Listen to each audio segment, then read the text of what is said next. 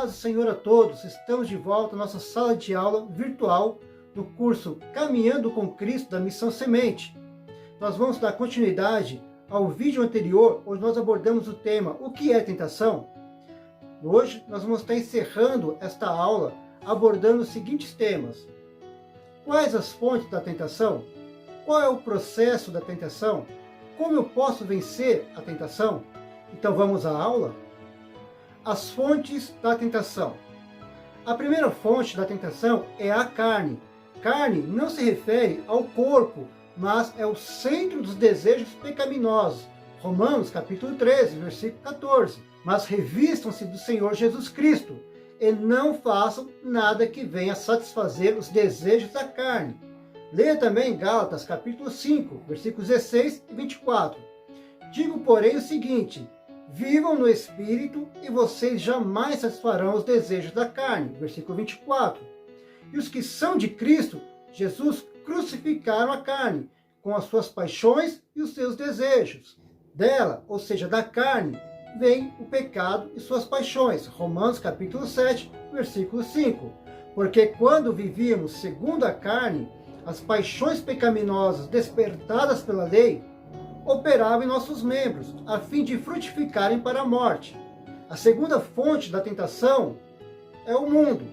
E aqui não é o mundo físico criado por Deus. No campo da teologia, nós entendemos que é o sistema que se opõe de forma persistente e sistemática ao reino de Deus. João exorta que não amemos o mundo, nem o que no mundo há. Veja 1 João capítulo 2, versículo 16. Eu vou estar lendo na Almeida Corrigida Fiel. Porque tudo que há no mundo, a concupiscência da carne, e a concupiscência dos olhos, e a soberba da vida, não é do Pai, mas do mundo.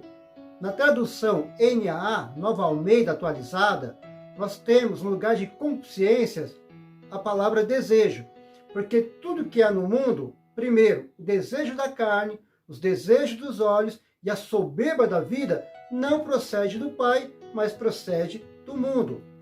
Agora veja duas versões diferentes. A Bíblia Viva.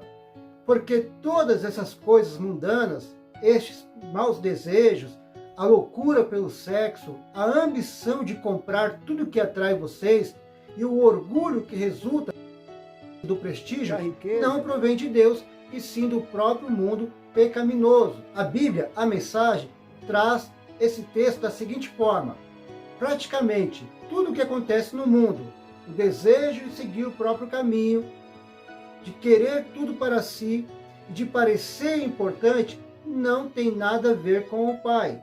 Há três desejos básicos revelados nas tentações. Veja, por exemplo, na tentação de Eva.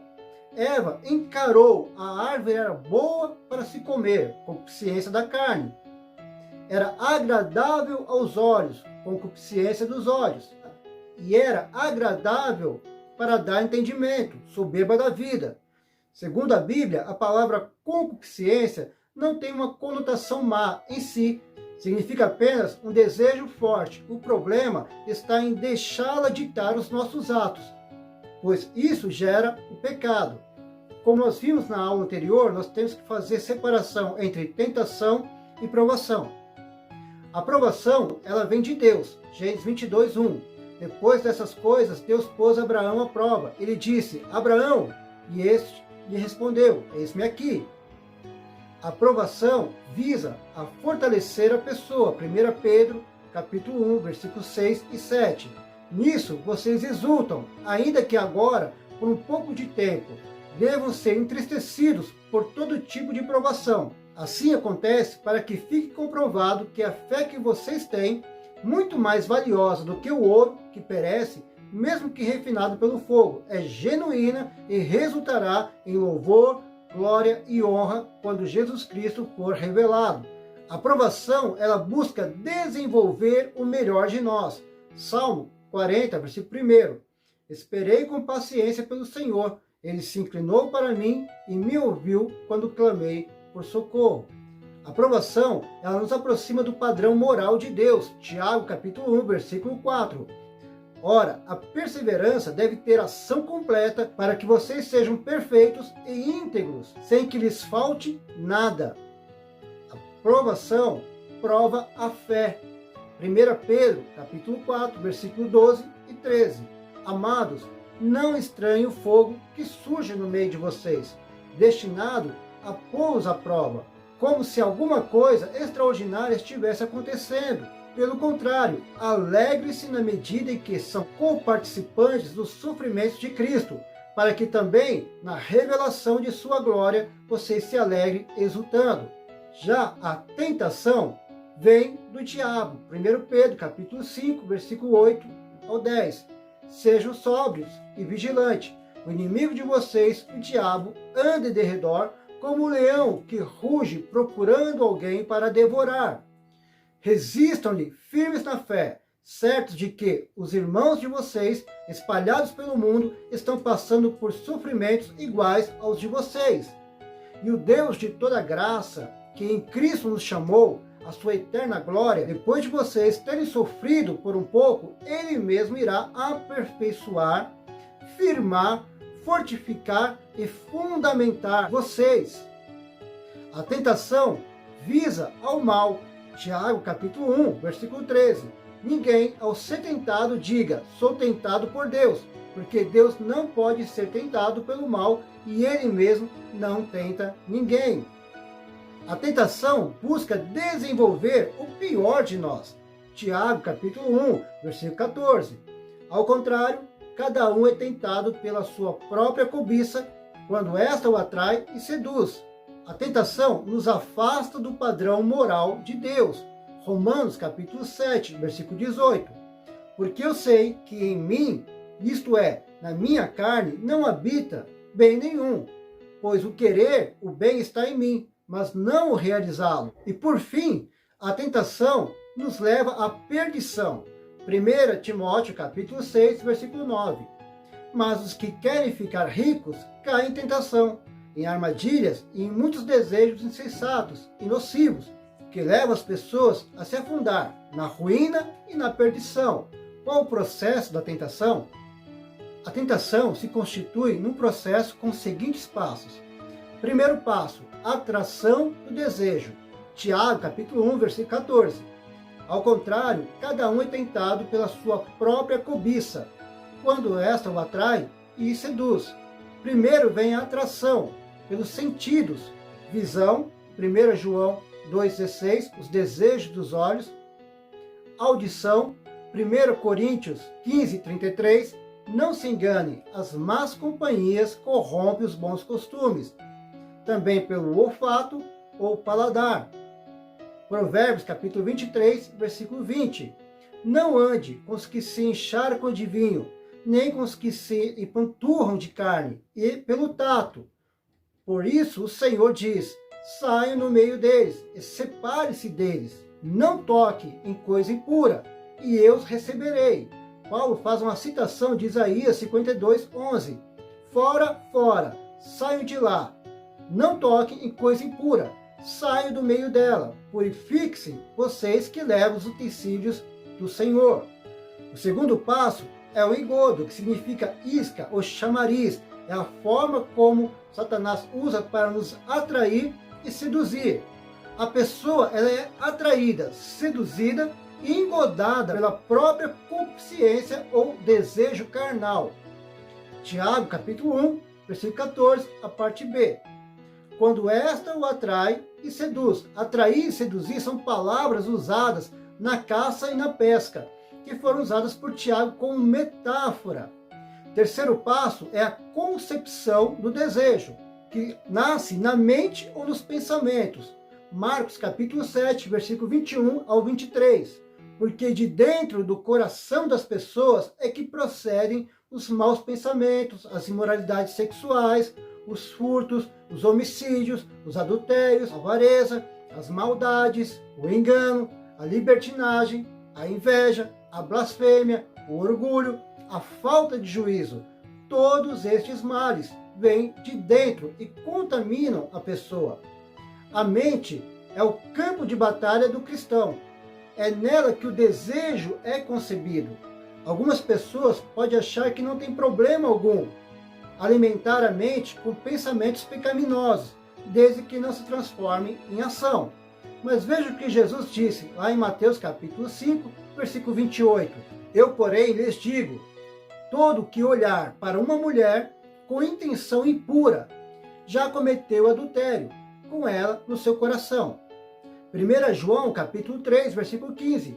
Todo aquele que odeia o seu irmão é assassino. E vocês sabem que todo assassino não tem a vida eterna permanente em si. De forma clara, a Bíblia diz que você não precisa cometer adultério e matar uma pessoa fisicamente para ser um adúltero e homicida. Só se faz o que se pensa, mas nesse caso ainda podemos evitar que o pecado se concretize. Com certeza você já ouviu aquela frase que diz que não podemos impedir que um pássaro sobrevoe nossa cabeça, mas podemos impedir que ele faça ninho. Quarto passo, o pecado é gerado. Tiago capítulo 1, versículo 15, a parte A.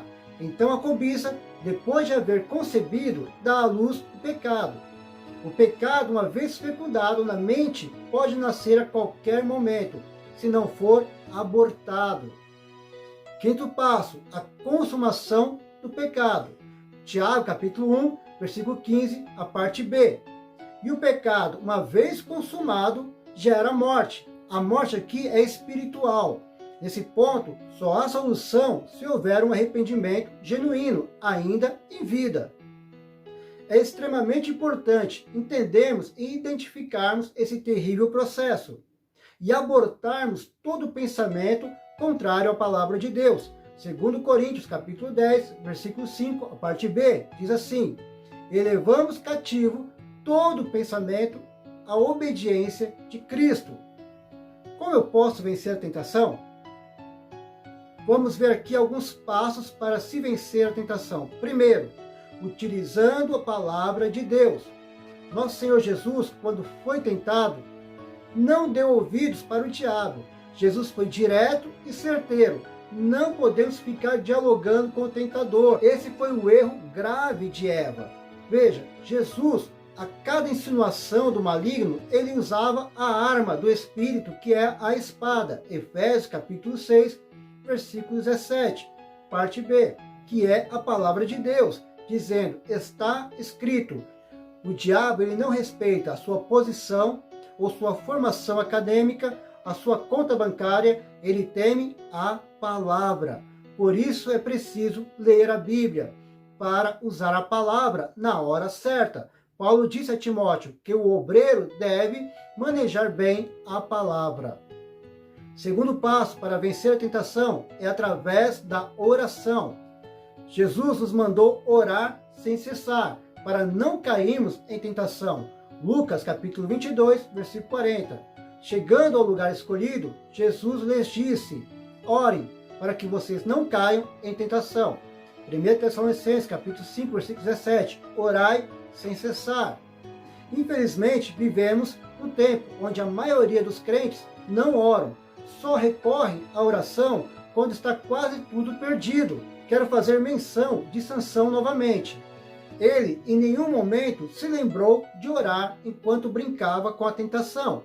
Mas quando caiu no pecado e perdeu a visão, ele se lembrou de Deus e orou ao Senhor, pedindo força pela última vez para que pudesse se vingar dos filisteus. Juízes 16, 28. Não faça como Sansão. Comece a orar agora, para que não seja tarde demais. Terceiro passo para vencer a tentação, através da vigilância. Jesus enfatizou a importância da vigilância para não cairmos em tentação. Mateus 26, 41. Vigiem e orem, para que não caiam em tentação. O espírito, na verdade, está pronto, mas a carne é fraca. John MacArthur diz que a carne é fraca. É um alerta e não uma desculpa para pecar. Quarto passo, através da disciplina pessoal. Paulo, usando a metáfora do atleta cristão, em 1 Coríntios capítulo 9, versículo 25, a parte A, ele diz, todo atleta em tudo se domina, E em seguida diz em 1 Coríntios, capítulo 9, versículo 27, mas esmurro o meu corpo e reduzo a escravidão, para que, tendo pregado a outros, não venha eu mesmo a ser desqualificado. Muitos cedem à tentação e caem, por exemplo, na tentação do sexo, porque não sabem controlar seus instintos. Devemos nos sujeitar a Deus e cultivar o fruto do Espírito, que é o domínio próprio. Quinto passo: pare de alimentar a carne, porque os que são segundo a carne inclinam-se para as coisas da carne, mas os que são segundo o Espírito para as coisas do Espírito. Romanos capítulo 8, versículo 5. A carne ganha força quando a alimentamos. Gálatas capítulo 5, versículo 19 ao 21. Ora, as obras da carne são conhecidas, e são imoralidade sexual, impureza, libertinagem, idolatria, feitiçarias, inimizades, rixas, ciúmes, iras, discórdias, divisões, facções, invejas, bebedeiras, orgias e coisas semelhantes a essa. Declaro a vocês, como antes já os preveni, que os que praticam tais coisas não herdarão o reino de Deus. Devemos alimentar o Espírito. Gálatas capítulo 5, versículo 22 e 23. Mas o fruto do Espírito é o amor, a alegria, paz, longanimidade, benignidade, bondade, fidelidade, mansidão, domínio próprio, e contra essas coisas não há lei. Sexto passo: resistir ao diabo. Como já foi dito, ele conhece o nosso ponto fraco. Com determinação e resistência no espírito, é possível vencê-lo. Mas devo adverti-los, o tentador nunca desiste. Então essa é uma batalha diária. Efésios capítulo 6, versículo 13. Por isso, peguem toda a armadura de Deus, para que vocês possam resistir no dia mau, e depois de terem vencido tudo, permanecer inabaláveis. Sétimo passo para vencer a tentação: buscando santificação. É preciso que o crente viva uma vida de separação, ou seja, santificação. Hebreus capítulo 12, versículo 14. Procurem viver em paz com todos e busquem a santificação, sem a qual ninguém verá o Senhor. 1 Pedro capítulo 1, versículo 15. Pelo contrário, assim como é santo aquele que o chamou, sejam santos vocês também, em tudo o que fizerem. Isso não quer dizer que nós devemos nos isolar do resto do mundo. Pelo contrário, nós devemos ser a luz e o sal da terra. Vejam o exemplo de Daniel, capítulo 1, versículo 8, que estava na Babilônia e resolveu não se contaminar com os banquetes da Babilônia. Oitavo passo: devemos ocupar a nossa mente com as coisas espirituais. Filipenses capítulo 4, versículo 8. Finalmente, irmãos, tudo que é verdadeiro, tudo que é respeitável, tudo que é justo, tudo que é puro, tudo que é amável, tudo que é de boa fama, se alguma virtude há e se algum louvor existe, seja isso o que ocupe o pensamento de vocês. Isso se consegue através da oração, jejum, estudo da Bíblia, lendo bons livros, servindo, evangelizando, louvando, participando da obra do Senhor, santificando a mente, a vida e o corpo. 1 Tessalonicenses capítulo 4, versículo 3 ao 7. Pois a vontade de Deus é a santificação de vocês, que se abstenham da imoralidade sexual, que cada um de vocês saiba controlar o próprio corpo em santificação e honra, não com desejos imorais como gentios, que não conhecem a Deus. E que nessa matéria ninguém ofenda, nem defraude o seu irmão, porque contra todas essas coisas, como antes já avisamos e testificamos, o Senhor é o vingador, pois Deus não nos chamou para a impureza, e sim para a santificação. Chegamos ao final de mais uma aula. Espero que vocês estejam sendo edificados e abençoados por esse ministério, e que Deus te abençoe, e até a próxima aula.